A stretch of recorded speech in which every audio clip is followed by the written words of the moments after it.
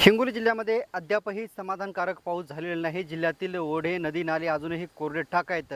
परिणामी कमी पाऊस असल्याने जे आहेत ते शेतकऱ्यांनी धूळ पेरणी केली आहे, म्हणजे कमी पाण्यावरती शेतकऱ्यांनी पेरणी केली आहे। कसेबसे पिकं जे आहेत ते उगवत आहेत आणि ज्या शेतकऱ्याकडे मुबलक पाणीसाठा होता अशा शेतकऱ्यांनी जूनच्या पहिल्या आठवड्यामध्ये हळदीची लागवड केली होती। आता हळद वाऱ्यालाही लागली आहे, म्हणजे हळद चांगल्या प्रकारे उगवणशक्तीही झाली आहे। मात्र कुठंतरी याच उगवणशक्ती झालेल्या हळदीला जे आहे ते वन्य प्राण्यांचा प्रचंड त्रास होतो आहे। आपण बघतोय की वन्य प्राण्यांनी जे आहे ते या हळदीच्या पिकाची प्रचंड नासाडी केलेली आहे।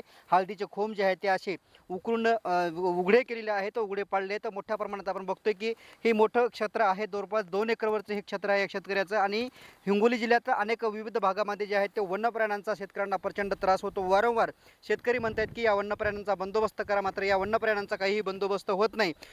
जेव्हा फॉरेस्टकडे शेतकऱ्यांनी तक्रार केली असता ऑनलाईन करा एवढंच सांगितलं जातं, मात्र ऑनलाईन करताना काय उपाययोजना करायच्या, काय करावं काय करू नये अशा कुठल्याही प्रकारचं शेतकऱ्यांना वन विभागाकडून जे आहे ते मार्गदर्शन केलं जात नाही। त्या परिणामी शेतकऱ्यांना जे आहे ते आता याचा आर्थिक भूदंड बसत आहे। आपण जर बघायला गेलं तर या ठिकाणी बघतोय आपण की कशा प्रकारे मोठ्या प्रकारे जे आहे ते हळदीचा खोळंबा या ठिकाणी या रानडुकरावाने केलेला आहे, वन्य प्राण्यांनी केलेलं आहे।